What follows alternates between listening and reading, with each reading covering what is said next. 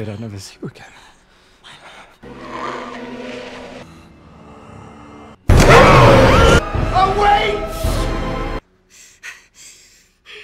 So hey guys, this is हॉररलैंड। तो मैं बहुत दिनों के बाद में आपके लिए लेकर आया हूँ एक ऐसी मूवी जो कि एक वेम्पायर मूवी है। ये मूवी ड्रैकुला से काफ़ी ज़्यादा सिमिलर है और देखा जाए तो 90% ये ड्रैकुला से ही कॉपी है, लेकिन कभी भी इसके मेकर ने ये एडमिट नहीं किया। मूवी का नाम है नोस्फेरातु, जो कि 2024 में रिलीज हुई है और ये मूवी 1922 में आई एक जर्मन साइलेंट हॉरर मूवी का रीमेक है। और ये रीमेक 10-20 नहीं बल्कि पूरे 100 सालों के बाद में आया है। मूवी बहुत ही इंटरेस्टिंग है और इसका थिएटर एक्सपीरियंस काफ़ी अच्छा है और मैं आपको ज़रूर से कहूँगा कि एक बार इस मूवी को ज़रूर देखें। तो चलिए अब इसका एक्सप्लेनेशन शुरू करते हैं। कहानी की शुरुआत होती है एलन नाम की एक लड़की से, जो कि बहुत ही लोनली थी और डिप्रेस्ड थी। अपनी मन की बात कहने के लिए भी उसके पास में कोई नहीं था। और तब एक रात को वो अपने सच्चे दिल से प्रे करती है कि चाहे वो कोई भी हो वो उसके पास में आए और उसे अपना कर उसकी लोनलीनेस को दूर करे। भले ही वो गॉड हो या फिर कोई गार्डियन एंजल, उसे इस बात से कोई फर्क नहीं पड़ता। एलन की प्रेयर भी काम कर जाती है और कोई उसके पास में आता है। वो एक इनविजिबल चीज थी जिसका चेहरा नहीं दिखाया जाता है, बस उसके शेडो को ही हम देख पाते हैं। लेकिन उस पर्सन के आते ही एलन की बॉडी हवा में उड़ने लगती है। फिर एलन घर से बाहर गार्डन में जाकर लेट जाती है, जहाँ पर उसे अजीब सा अटैक आने लगते हैं। जिस दौरान वो पर्सन उसकी बॉडी को टच करता है और उसके साथ में वेपर इंटीमेट होता है। इस बात का एलन को जरा भी होश नहीं था और इसी के साथ में मूवी का इंट्रो सीन कट होता है। अब कहानी 1838 में जर्मनी से शुरू होती है, जहाँ पर एलन अब बड़ी हो चुकी थी। उसकी शादी एक रियल एस्टेट एजेंट थॉमस से हुई थी और दोनों जर्मनी के शहर विस्बर्ग में रहते थे। आज भी एलन को कई सारे भयानक सपने आते रहते हैं। सालों पहले हुई उस रात के इंसिडेंट को लेकर वो आज भी डरी हुई थी। वो आज तक कंफ्यूज थी कि क्या वो एक सपना था या हकीकत थी। एलन और थॉमस एक दूसरे से बहुत ही प्यार करते थे। थॉमस अच्छे खासे पैसे कमाकर एलन को एक कंफर्टेबल लाइफ देना चाहता था और आज उसके ऑफिस में उसे मौका भी मिला था। थॉमस को अपने बॉस नॉक से पता चलता है कि एक बहुत बड़ा बिजनेसमैन काउंट और लोग अपने बोहेमिया का पुराना मेंशन बेचकर एक नया मेंशन जर्मनी के विस्बर्ग में लेना चाहता है। अगर थॉमस इस काम को सक्सेसफुली कर पाया तो उसे बहुत सारे पैसे मिलेंगे और उसकी जॉब भी परमानेंट हो जाएगी। थॉमस इस काम के लिए मान जाता है और वो इसी वीक बोहेमिया जाने के लिए रेडी होता है। लेकिन सबसे ज्यादा मुश्किल काम था एलन को समझाना। वो किसी भी हालत में थॉमस से दूर नहीं होना चाहती थी। वो थॉमस को उसके भयानक सपनों के बारे में बताती है, जहाँ पर उसके सभी अपने मर चुके थे और वो एक वेडिंग ड्रेस में खड़ी थी। इसीलिए उसे थॉमस के लिए बहुत ही फिक्र हो रही थी।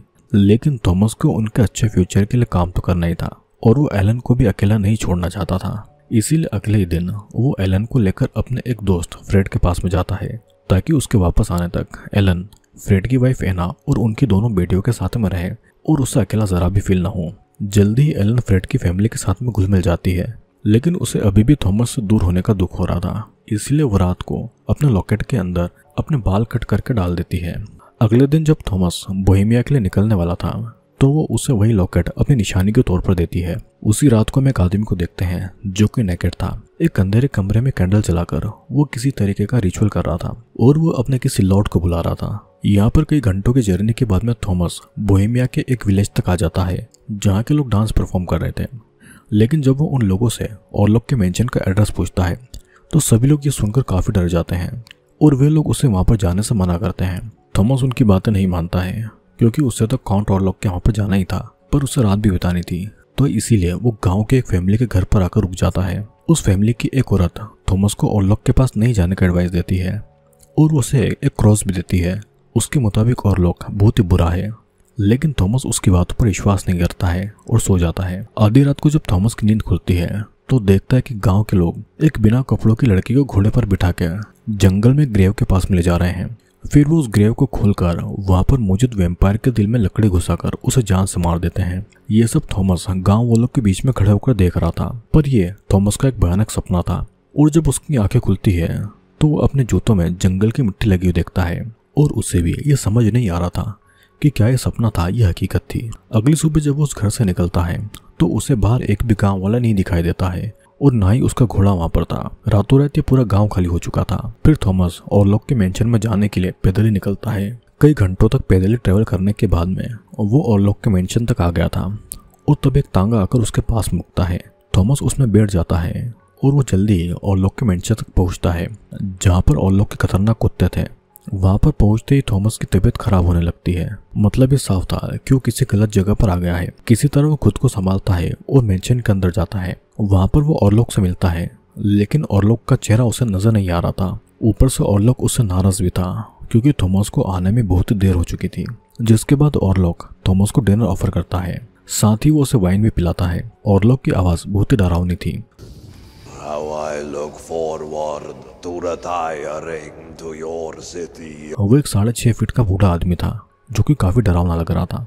उसे देखकर थॉमस को भी काफी डर लग रहा था। डिनर करते समय ब्रेड का एक पीस काटते दौरान थॉमस की उंगली में कट लग जाता है और उसका खून देखकर ऑरलॉक बहुत ही अग्रेसिव बिहेव करने लगता है। उसकी उंगली पर बैंडेज लगाने के लिए ऑरलॉक उसे अपने पास में बुलाता है, लेकिन उसी समय थॉमस बेहोश हो जाता है। अगले दिन जब थॉमस की आंखें खुलती है तो वो उसी जगह पर खुद को पाता है, लेकिन मेंशन में कहीं भी उसे ऑरलॉक नहीं दिखाई दे रहा था। मेंशन के सारे दरवाजे बंद थे, तो इसलिए थॉमस वहां से बाहर नहीं जा पाता है। उसे अपने सीने में काफी दर्द हो रहा था और जब वो अपने चेस्ट को देखता है तो उसे अपने सीने में 2 होल नजर आते हैं और मेंशन में उसे कई सारे चूहे भी नजर आते हैं। इन सब से थॉमस बहुत ही डर जाता है और वो जल्दी ही अपना काम खत्म करके वापस अपने घर पर जाने का डिसाइड करता है। शाम के समय ऑरलॉक अपने नए मेंशन के कुछ डॉक्यूमेंट रेडी करता है, लेकिन उनमें से एक डॉक्यूमेंट काफी अजीब लैंग्वेज में था जिसमें ऑरलॉक थॉमस का साइन लेता है। साथ ही वो थॉमस को उसके काम के लिए कुछ गोल्ड कॉइन भी देता है। ऑरलॉक फिर उससे उस लॉकेट को देखने के लिए मांगता है जो कि एलन ने उसे जाने से पहले दिया था। थॉमस भी उसे मना नहीं कर पाता है और वो लॉकेट देखने के लिए उसे दे देता है। फिर थॉमस उससे वहां से वापस अपनी सिटी लौटने की बातें कहता है, लेकिन ऑरलॉक उसे वहां से जाने नहीं देना चाहता था। उसके मुताबिक थॉमस अभी बीमार है, इसलिए उसे कुछ दिनों तक इसी मेंशन में ही रहना चाहिए। ये कहकर ऑरलॉक अपने रूम में चला जाता है और वो थॉमस को एलन का लॉकेट भी नहीं देता है। अगले दिन थॉमस को फिर से अपने सीने में 2 होल नजर आते हैं, जिससे वो बहुत ही डर जाता है और मेंशन से बाहर निकलने का रास्ता ढूंढने लगता है, लेकिन उसे बाहर जाने का कोई रास्ता नहीं मिल रहा था। ऊपर से बाहर निकलने के सभी दरवाजे भी बंद थे।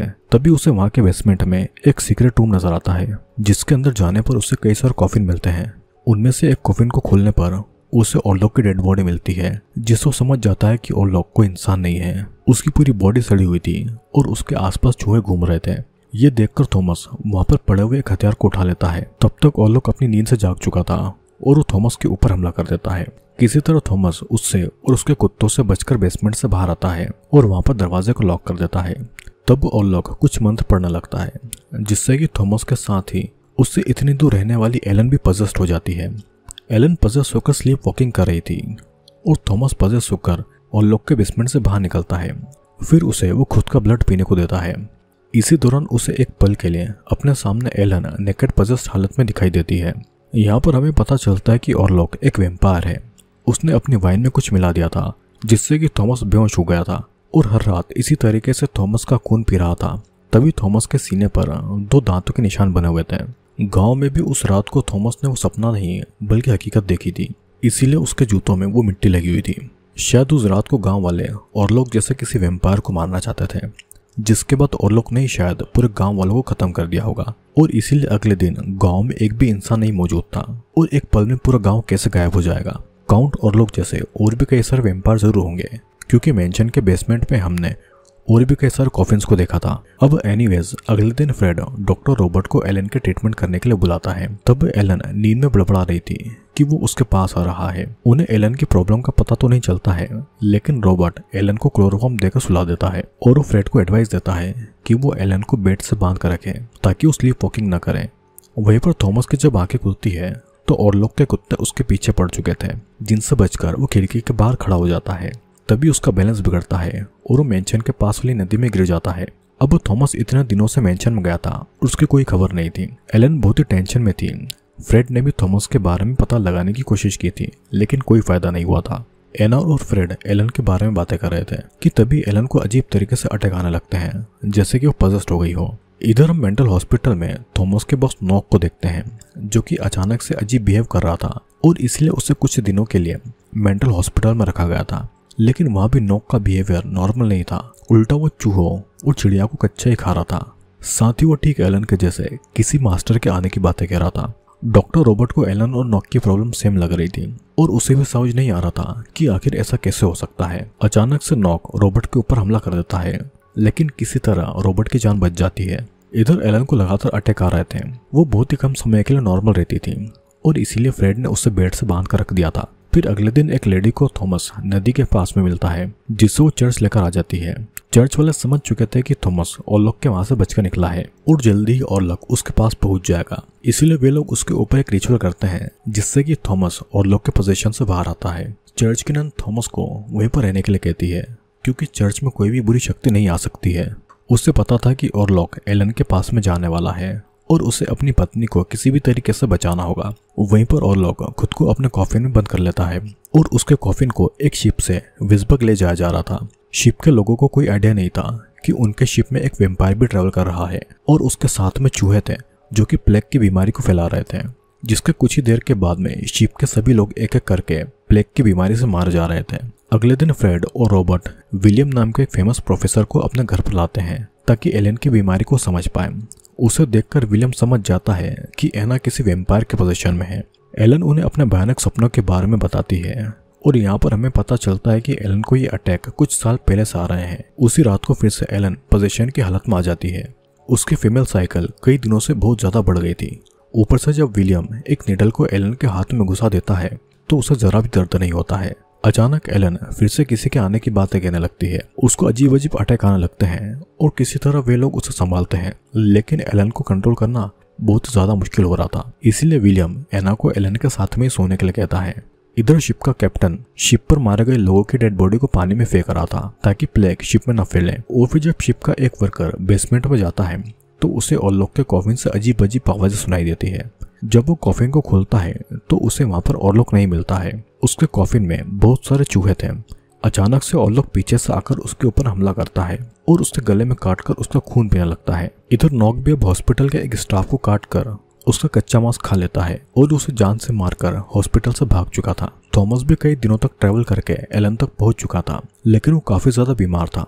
थॉमस एलन को ऑरलॉक के बारे में बताता है, जिसके पास एलन का लॉकेट है, और उसके मुताबिक ऑरलॉक उस लॉकेट को स्मेल करके एलन तक पहुंच जाएगा। लेकिन तब तक ऑरलॉक अपने प्लेग वाले रेड्स के साथ में ऑलरेडी विज़बर्ग पहुंच चुका था और ऑरलॉक के रेड्स पूरे टाउन में प्लेग की बीमारी फैला रहे थे। तो वहीं पर ऑरलॉक को नॉक उसके नए मेंशन में लेकर आता है। हमें ये पता चलता है कि नॉक वेम्पायर नहीं है, बल्कि वो ऑरलॉक का सर्वेंट है। ऑरलॉक के कहने पर ही नॉक ने थॉमस को उसके मेंशन का काम दिया था ताकि थॉमस खुद ऑरलॉक के पास में जाए, और सब कुछ ऑलरेडी प्लान्ड था। इधर शिप में जो मर गए लोगों की डेड बॉडी मिली थी उनमें थोड़ा सा भी खून नहीं बचा था, जिससे विलियम समझ जाता है कि ये काम वेम्पायर का है और उसी शिप से वेम्पायर विज़बर्ग तक आ चुका था और उसी की वजह से ही पूरे टाउन में प्लेग फैला हुआ था। अब जब रात होती है तो थॉमस को एलन में बार बार ऑरलॉक का भयानक फेस नजर आता है और इसीलिए ही वो खुद को एलन से दूर कर लेता है। जिसके बाद एलन एना के साथ में रूम शेयर करती है। फिर आधी रात को ऑरलॉक एलन से मिलने के लिए आता है, जो कि एलन को उसकी मर्जी से उसका हो जाने को कहता है। दोनों को देखकर ऐसा लग रहा था जिससे कि दोनों एक दूसरे को बहुत पहले से ही जानते हैं। फिर ऑरलॉक एलन को उसके और थॉमस के बीच हुई डील के बारे में बताता है, जिसके हिसाब से थॉमस ने गोल्ड के बदले डॉक्यूमेंट्स पर साइन किया था और एलन को ऑरलॉक के हवाले कर दिया था। भले ही ऑरलॉक ने धोखे से किसी और लैंग्वेज में थॉमस से साइन करवाई थी, लेकिन डील तो हो चुकी थी और अब बस एलन को अपनी मर्जी से ऑरलॉक से शादी करके खुद को उसके हवाले करना है। लेकिन एलन इस बात के लिए उसे मना कर देती है क्योंकि वो सिर्फ थॉमस से प्यार करती थी। तब ऑरलॉक उसे 3 दिन का टाइम देकर धमकी देता है कि जब तक एलन पूरी तरीके से उसकी नहीं हो जाएगी वो दुनिया के सभी लोगों को और उसके अपनों को मारता चला जाएगा। फिर अगली सुबह जब इन्हीं बातों को याद करके एलन की आंखें खुलती है तो देखते हैं कि एना की बॉडी को चूहे खा रहे थे। एना को भी ऑरलॉक ने पजेस कर लिया था और इसीलिए वो उन रेड को खुद से हटा नहीं पा रही थी। उसे ऐसा फील हो रहा था जैसे कि उसके अंदर उसका होने वाला बच्चा मूव हो रहा है। इन सब के चक्कर में एना को मिसकैरेज भी हो चुका था, जिससे एना और फ्रेड बहुत ही दुखी थे। फ्रेड इन सब का जिम्मेदार एलन को मान रहा था और इसीलिए वो एलन और थॉमस को उसके घर से निकाल देता है। दूसरी तरफ थॉमस और विलियम ये समझ चुके थे कि नॉक वेम्पायर ऑरलॉक का ही सर्वेंट है और वो उसी मास्टर के आने की बातें कह रहा था, और इसीलिए दोनों नॉक के ऑफिस में जाते हैं ऑरलॉक के बारे में एविडेंस ढूंढने के लिए, जहाँ पर उन्हें एक डेमोनिक बुक मिलती है। उस बुक में वेम्पायर के बारे में लिखा था कि कैसे ऑरलॉक को खत्म किया जा सकता है। विलियम समझ चुका था कि ऑरलॉक को कैसे मारना है और उसे इस काम में एलन की हेल्प चाहिए थी। अब उन्हें एलन फ्रेड के घर पर नहीं मिलती है तो इसलिए वे लोग एलन को ढूंढने में लग जाते हैं। थॉमस उस टाउन को छोड़कर दूर जाना चाहता था ताकि ऑरलॉक उन तक न पहुंचे, और तब एलन उसे अपनी लाइफ का सबसे बड़ा सच बताती है। असल में मूवी की शुरुआत में एलन ने प्रे करके ऑरलॉक को अपने पास में बुला लिया था ताकि उसका अकेलापन खत्म हो जाए। उसने उसे इतने दिल से बुलाया कि ऑरलॉक सालों बाद अंधकार से बाहर रखकर एलन से पागलों की तरह प्यार करने लगा था। इसी तरह दोनों इंटीमेट भी हुए थे और जब दोनों इंटीमेट होते थे तो एलन को कोई भी होश नहीं होता था। एक बार तो एलन अपने पिता को बिना कपड़ों के जंगल से मिली थी, जिसके बाद उसके पिता उसे एक खराब कैरेक्टर की लड़की मानते थे और वे उससे काफी नफरत भी करने लगे थे। उसी के बाद से एलन ने खुद को ओरलॉक से दूर कर लिया। कुछ सालों के बाद में एलन थॉमस से मिली और उसने थॉमस से शादी की तो ओरलॉक और भी ज्यादा गुस्सा हो गया, क्योंकि वो एलन को किसी का होते हुए नहीं देख सकता था। इसीलिए ओरलॉक ने नई मेंशन का बहाना बनाकर थॉमस को अपने पास में बुलाया। उसने उसे ट्रिक करके उसके साइन लिए, जिसके हिसाब से थॉमस एलन को ओरलॉक के हवाले कर चुका था। ये कहते कहते एलन अचानक से पजेस हो जाती है और थॉमस को उसके और ओरलॉक के इंटीमेट होने की बातें कहती है, जिससे थॉमस गुस्सा हो जाता है और एलन के साथ में फोर्सफुली इंटीमेट होता है। वो ओरलॉक को दिखाना चाहता था कि एलन सिर्फ उसकी है। अचानक थॉमस को फिर से एलन में उसका डेमोनिक रूप दिखाई देता है और एलन को फिर से अटैक आने लगते हैं। उसी रात को एना को उसके बच्चों के रूम से चिल्लाने की आवाज आती है। वहां जाकर वो देखती है कि ओरलॉक ने उनके दोनों छोटे छोटे बच्चों का खून पी लिया है। उसके दोनों बच्चे मर चुके थे, जिसके बाद ओरलॉक एना को भी उनकी तरह जान से मार डालता है। एक ही पल में फ्रेड की पूरी फैमिली खत्म हो चुकी थी, जिससे वो पूरी तरीके से टूट गया था। इन सब का जिम्मेदार वो एलन को मान रहा था। तब थॉमस उसे अपने जख्म दिखाकर समझाता है कि इन सब का जिम्मेदार ओरलॉक है और उन्हें मिलकर उसे खत्म करना होगा। और इसलिए सभी डिसाइड करते हैं कि रात को वे लोग ओरलॉक के मेंशन में जाकर उसके कॉफिन को खोलेंगे और एक हथियार को ओरलॉक के दिल में उतार कर उसे खत्म कर देंगे। जिसके बाद प्लान के हिसाब से एलन थॉमस को ओरलॉक को खत्म करने के लिए भेजती है। थॉमस, रॉबर्ट और विलियम अपने मिशन के लिए रेडी होते हैं, लेकिन उन्हें फ्रेड नहीं मिल रहा था। वे लोग फ्रेड को ढूंढने लगते हैं। अपनी फैमिली की मौत को वो एक्सेप्ट नहीं कर पा रहा था, तो इसीलिए वो अपने आखिरी समय में अपनी पत्नी एना को हक करके मारा जाता है।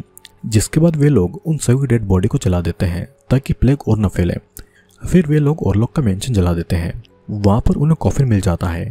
वे उस कॉफिन को खोलकर उसके दिल में हथियार से वार करते हैं, लेकिन ओरलॉक वहां पर नहीं था। उसकी जगह वहां पर नॉक था और उसके सीने में वो हथियार घुस चुका था। जिसके बाद में वे लोग ओरलॉक के पूरे मेंशन को उन्हीं चूहों के साथ में आग लगा देते हैं। यहाँ पर हम एलन को देखते हैं, जो कि वेडिंग ड्रेस पहनकर ओरलॉक को अपने पास में बुला रही थी और वो अपनी मर्जी से उसे शादी के लिए हाँ कर देती है। जिसके बाद वो उसे किस करती है और अपने आप को पूरी तरीके से उसे सौंप देती है। एना अपने कपड़े निकालकर उसके सामने लेट जाती है और दोनों इंटीमेट होते हैं और ओरलॉक उसके सीने से उसका खून पीने लगता है। इधर थॉमस को विलियम से पता चलता है कि एलन ने उसे जानबूझकर ओरलॉक के मेंशन में उसे मारने के लिए भेजा और ये प्लान एलन और विलियम का था, क्योंकि विलियम को पता चल चुका था कि ओरलॉक को सिर्फ एलन ही खत्म कर सकती है। यह सुनकर थॉमस एलन को बचाने के लिए एलन के घर की तरफ भागता है। उसके वहां पर पहुंचते ही सूरज निकल चुका था और ओरलॉक एलन के प्यार में इतना पागल था कि उसका खून पीते पीते कब सूरज निकल गया था उसे पता भी नहीं चलता है। और जैसे ही सूरज की रोशनी उसके शरीर पर पड़ती है तो कुछ ही समय में एलन को हक करके वो खत्म हो जाता है। जब तक विलियम और थॉमस वहां पर पहुंचते हैं तो एलन के शरीर से खून खत्म होने के कारण उसकी मौत हो चुकी थी। एलन ने अपनी जान के बदले पूरी दुनिया को ओरलॉक के कहर से बचा लिया था और बस यहीं पर यह मूवी एंड हो जाती है। दोस्तों, रॉबर्ट एगर्स की नोस्फेरातु एक हॉन्टिंग और विजुअली स्टनिंग रीमेक है 1922 के साइलेंट हॉरर क्लासिक की। बिल स्कार्सगार्ड ने काउंट ओरलॉक के रोल को ब्रिलियंटली प्ले किया है, जो कि फिल्म को एक एरी और अनसेटिंग फील देता है। इसकी सिनेमेटोग्राफी, गॉथिक सेट डिजाइंस और क्रीपी बैकग्राउंड स्कोर एक इमेंसी हॉरर एक्सपीरियंस क्रिएट करता है। स्लो बर्न टेंशन और एगर्स का यूनिक स्टोरी टेलिंग इस फिल्म को एक मास्टरपीस बनाता है, स्पेशली हॉरर और क्लासिक वैम्पायर स्टोरी लवर्स के लिए। अब ओरलॉक और ड्रैकुला में काफी ज्यादा सिमिलरिटीज है, जैसे कि दोनों एंशिएंट वैम्पायर्स हैं जो कि इंसानों का खून पीते हैं, स्पेशली यंग वुमेन्स का। ओरलॉक को काफी ज्यादा भयानक दिखाया गया है, एक चूहे की तरह, जबकि ड्रैकुला को एक बहुत ही चार्मिंग पर्सनालिटी की तरह दिखाया जाता है। दोनों ही दूर के कासल में रहते हैं और जब भी नए शहर में आते हैं तो अपना कहर बरसाते हैं। ओरलॉक प्लेग को फैलाता है, जबकि ड्रैकुला का हॉरर कुछ ज्यादा ही पर्सनल होता है, जैसे कि सिडक्शन, माइंड कंट्रोल करना।